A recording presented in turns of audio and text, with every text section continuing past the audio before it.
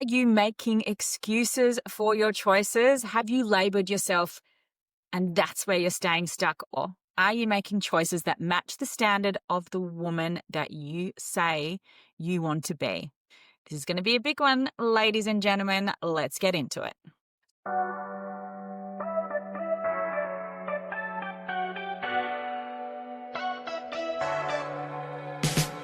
Welcome to the Pursuit of Myself, the podcast. Here we take ownership of our healing. We rewrite the rules, we turn knowledge into wisdom, and we lead our lives with intention. I'm your host, Rayne, and it's my mission to empower you to get back into the driver's seat of your life. You say you want change, but your excuses and your standards, they say otherwise. Now, this episode is going to be a bit more like a wake-up call, not from judgment, but from love. For the woman who's done the healing, done the awareness work, knows her patterns, and still finds herself playing small, it is time to call yourself out. Because here's the truth. Your self-worth isn't built in what you've survived. It's built in what you choose right now. It's built in those micro moments, in your yes, in your no, in your boundaries. It's built in your energy. It's built in your follow through. And this episode, it will stretch you. It's going to challenge the excuses you've been making, the labels you've been putting on yourself, and the "this is just who I am" stories that keep you in a loop of survival. It's going to call you forward into your next standard, your next level of self-leadership, and your next identity. Inside the Myself Method, this is where it all begins. You meet yourself honestly with compassion and awareness, and then we rewire and rise into the woman you're becoming through the choices you make every single day. So if you're ready to stop making excuses for your patterns and start making choices that match your power, you are in the right place. Let's get into it. So here's a little wake-up call for you.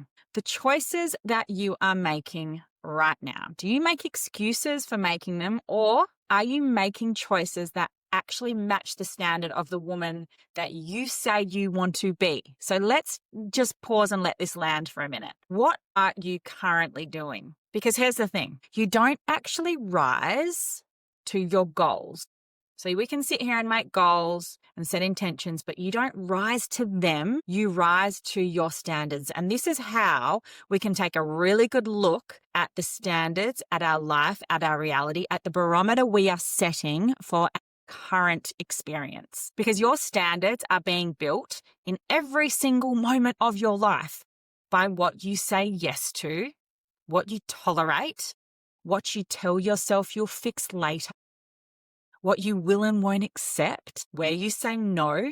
Think about it. All these things that we do, where you allow people to cross your boundaries, this is your standards that are being built every single moment. So your self-worth now is your choices every single day. It's not what you survived. It's not your trauma. It's not your childhood, but your self-worth is actually a reflection of your choices right now. And we're going to get into a little bit deeper, because I know just by saying that I could be triggering some people, because I know we use, past experiences, and I do this in my work, past experiences, traumas, inner child work. Yes, it's all part of the makeup of who we are. This is part of the self-awareness and part of the understanding. But when you come to me and say, I have low self-worth, I need to increase my self-worth, I need to grow more confidence, this isn't built by ripping apart all the things that used to happen to us. That is the self-awareness piece where we get to hold ourselves with compassion. But your self-worth, your confidence, they're built in the moments, in your choices that you are making right now. That is a really big key piece. Inside the Myself Method, we work on the awareness first, because the human brain actually needs to understand how we were made and what parts of us are being made up to make the choices that we are today, right? It is this piece that we get to hold ourselves with compassion rather than coming from shame and guilt. We get to look at those things, so we get to hold ourselves with compassion. But it is not what you've survived. It is not the reason, and it doesn't set your standard for your self-worth and confidence. What sets your standard for your self-confidence and worth is your micro moments and the choices you're making every single day. So your standards, All right, let's just start here. Your standards are the energetic agreements that you make with yourself, the invisible contracts that show the world what you believe you desire. They are your standards. This is the invisible thing. This is what we need to rise to, or we need to look at every single day, because every boundary, every routine, every conversation is teaching your nervous system who you are. So the way that you talk to yourself is a standard. The way you manage your time, your energy, and your emotions, it is a standard. The way you let people treat you is a standard, right? And what happens is we always fall to the level of what feels familiar. We always fall to our standards, not what you say you want. That's why this work is about reprogramming your baseline of worth. It's about understanding what our standards are, what we are accepting in every single moment, right? That is your standard. So if you are allowing people to cross your boundaries, to speak to you a certain way, people please, to be the perfectionist, all these things that we do, right? These are our standards that we constantly live by. And this is what is going to be showing up in your reality over and over again, because that is the baseline of your self-worth. We do inside the myself method, and I will keep saying this because this is the important work. I'm going to give you all this information and I'll give you steps, but there is a way that we can work through this together, because I have a system and a process that I work with all my clients through, and we get to strip it all back so you can see where your current standards are coming from,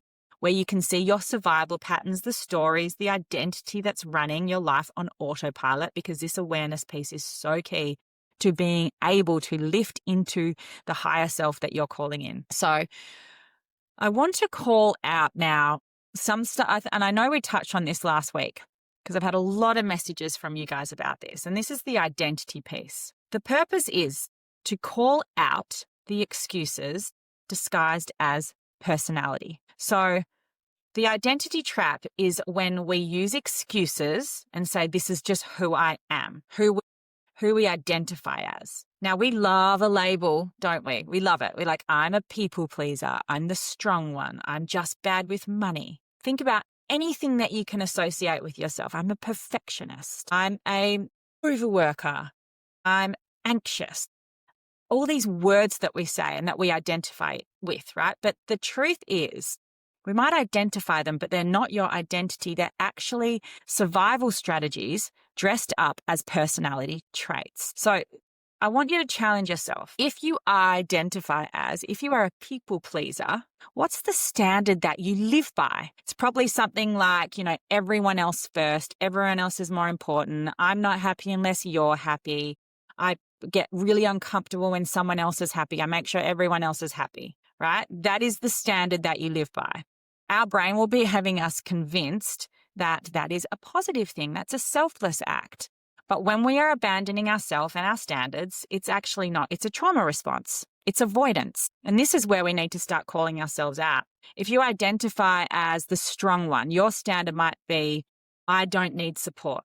I can handle it all. Give it all to me. This was me for a really long time. You might see yourself take over all the jobs in your marriage.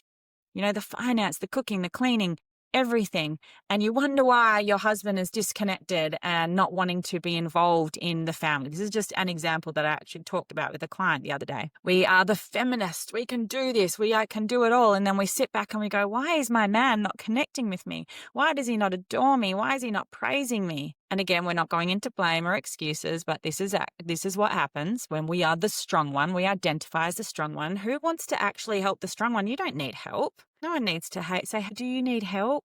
Because you're the strong one. That's where you identify. So we create the reality that no one else can help us. And then we wonder why no one is around for support, right? What about if you're the perfectionist? It's not good unless it's perfect. If it's not flawless, I have failed. I will get judged if everything isn't down to the tiny dot.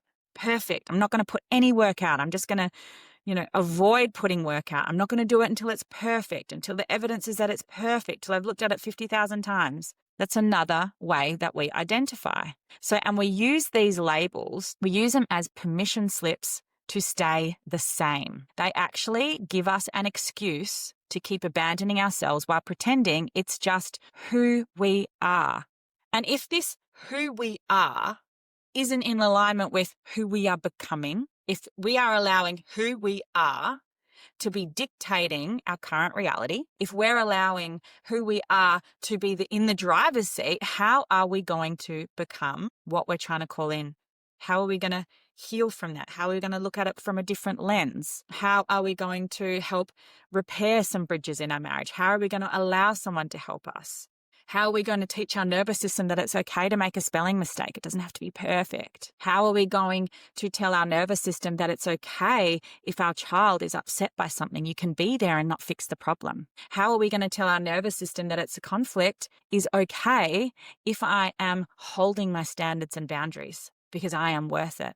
So let's put it this way. Your standard is your self-concept in motion. You can't say, I want peace and still choose chaos. You can't say, I want respect and keep betraying your own boundaries. And you can't say, I'm ready for more and then act like you're actually not. It's not safe to have more. This is what we do, again, inside the Myself method, because what actually happens is we need to rewire the identity at the self-concept so that your choices finally match your vision, so that you can find that little bit of courage to actually come out of your comfort zone and tell your nervous system and show your nervous system that it's safe to step outside of your self-concept. Because to grow and to create this new identity that's actually a match for what you're calling in, we need to take the steps forward to get there. And that means completely rewiring our self-concept, especially the parts of us that are not in alignment with what we are wanting, whether that be holding more money, starting that business, whether that be, having a beautiful connected marriage. I mean, the really strong one, I know from experience, if you identify as the really strong one, I can do it all. How do you expect connection and partnership? Right? If you identify as, super busy all the time, how do you find that time to maybe start your hobby as a business? If you identify as the people pleaser, how do you actually go and find the courage to have that conversation with the person that needs, that you're needing something from, or that keeps crossing your boundary? Because the woman that you're becoming, the woman that you're calling in, she doesn't make excuses. She actually makes decisions and choices that are in line with her higher standards, the standards that she needs to hold as she's becoming. So the way that we look at this is every single decision that you make every day, that's actually data, because awareness is in your micro decisions. Every yes or no teaches your subconscious what is acceptable. So every time you lower your standard, you reinforce the belief that you don't matter. Every time you meet yourself at your current standard, which could be the people pleasing, you don't have to lower it. You reinforce the belief that that is all that you're available for. So you don't need to actually feel ready to make these changes. You need to choose like you are ready. Because remember, the brain and the body, they want to wait for the evidence that things are going to be okay if you step out of your comfort zone. And this is the part that separates the people that are movers and shakers and doing things and healing and creating the relationships and the business are the ones that are sitting on the merry-go-round. They don't wait to feel ready. And this is what I've said in so many of my teachings over the years. Being ready is a choice. Taking that one step is a choice. Taking that action is a choice.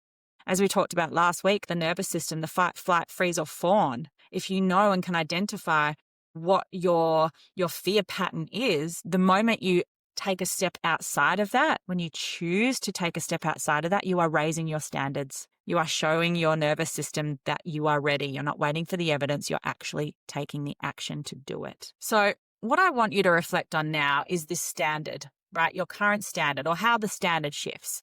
You've got your old standards. Let's call them old. You might be experiencing them now, but we want to use the language of it's old, okay?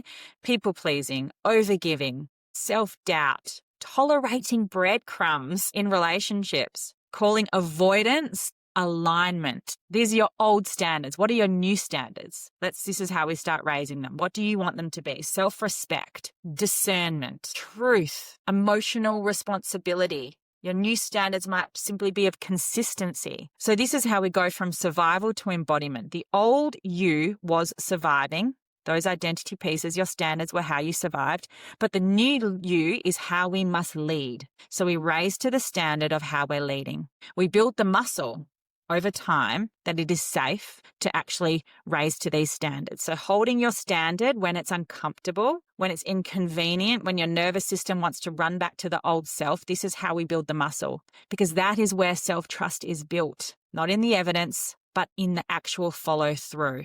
Now, a lot of this work as well, when we're doing this and you're listening to this podcast, you're probably listening to it on your own and hopefully taking notes and doing your own stuff. It is hard. And I will actually, preface this to raise your standards to people that have always met you at where you are.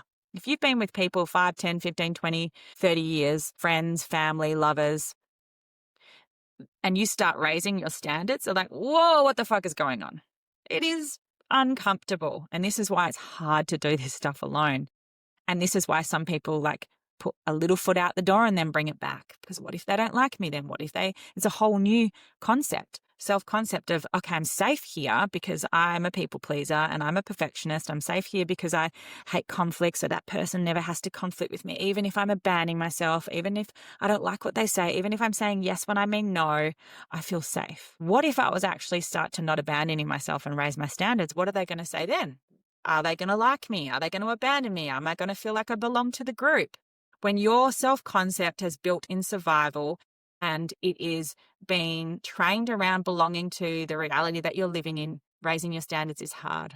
I get it. And it has to be met with bravery, courage, and consistency, which is why so much healing. And this is why I've got a community group that I work with, both in the Myself Academy and in the Myself Method, because when you're raising your standards, you get to start practicing that in community. You get to start being held in a group where there is no judgment, where there is no fear of not belonging, where there is no fear that people are going to abandon you, because everyone is there for the same reason. In this world of programs and ChatGPT and doing it all on your own, the biggest thing that I'm finding at the moment in all my groups is the love and genuine authenticity that happens when you are part of a community that is of a shared vision. And that shared vision is creating or making themselves better, making themselves more aligned, and making themselves more authentic than what they were before. It is so powerful when you sit and in a community where you can ask questions, practice being yourself, and listen to other women's stories and listen to how they're doing it. It's how you build the self-trust, and it's how you follow through with lifting your standards to meet you at where you are wanting to go. And to do this, outside of that, the hard thing is, well, it's not hard. I take radical self-responsibility every single day. And I get there are little traumas, big traumas, and a lot of people have things that happen to them over their life. And I want to, one, first of all, hold a lot of space for that. But two, I want to ask you, how do you take radical responsibility for your emotion and your reality right now? Because at some point, you have to stop blaming your childhood, your partner, your stress, your triggers, and you have to realize that this is my standard now. Like what you are accepting right now is your standard now. The boundaries that you set are your standards now. The energy that you set is your standard now. Your life and the choices that you're making are your standard now. You might have reasons and lots of things that have gone into the melting pot of your past that are causing you to make choices today. But at some point, we have to take radical self-responsibility for our present moment and the choices that we're making now. Because your trauma, it might explain your patterns, but it doesn't excuse your choices. Your self-worth is built in what you do next. Your self-worth is built in the choices that you make in the micro moments every single day. So I want to give you something practical to journal and reflect on when it comes to this. What standard am I currently living by that no longer reflects who I'm becoming? What are those standards? What identity am I hiding behind to justify my choices? What standard would the next level me hold right now? And where in my life do I need to stop talking about it and be it? They're the 4 questions. What standard am I living by that no longer reflects who I'm becoming? What identity am I hiding behind to justify my choices? What standard would the next level me hold right now? And where in my life do I need to stop talking about it and just being it? So this is something that I want you to take out of this podcast today. You build self-worth by keeping your word. You rise to your standard, not your potential, not your intentions, not your affirmations. You rise to your standard. So reflect on that and ask yourself, what standards do I need to upgrade in my life? What do I no longer want to say yes to because I know deep down it's a no? If I'm calling in that relationship, where are my standards with what I'm accepting as behavior? If I'm wanting to call in a pay rise at work, am I holding myself accountable to my behavior, or am I shying away and hiding, hoping someone will notice? Rise to the standards. What is your new standard? So this, as I said, a lot of this stuff that I talk about on the podcast are the teachings that I do inside the Myself method, because I'm so passionate about women getting to actually meet themselves where you're at so you can understand where you're going and where you can actually live by that version of yourself that you know you deserve and want to be. It takes practice and repetition and commitment, but it is within your power and your purpose, and you will be able to find your peace, because every single moment that we are moving and living and making choices, every single moment is a chance to choose your higher standards again. You are not behind. You're exactly where you're meant to be. I firmly believe that there's no age that we can't heal, no age that we can't change, no age that we can't call something in, that we can't manifest. No, you're 18, you want to find the love of your life, go for it. There's so many things that we put limitations on, but I want you to know that every single moment is your chance to choose yourself again. It's a chance to lift your standards. It's a chance to get clarity on what you want. It's a chance to take action, but you get to decide. You really, really do. If you want to have some guidance through your process, then book a call with me or message me on Instagram. I'm here. I'm available. I'm passionate. I work with hundreds of women through this work, and I will continue to do this probably to the day I die. That's how much I love it. Oh, that's now on record, isn't it? But I love you all, and I will see you next week.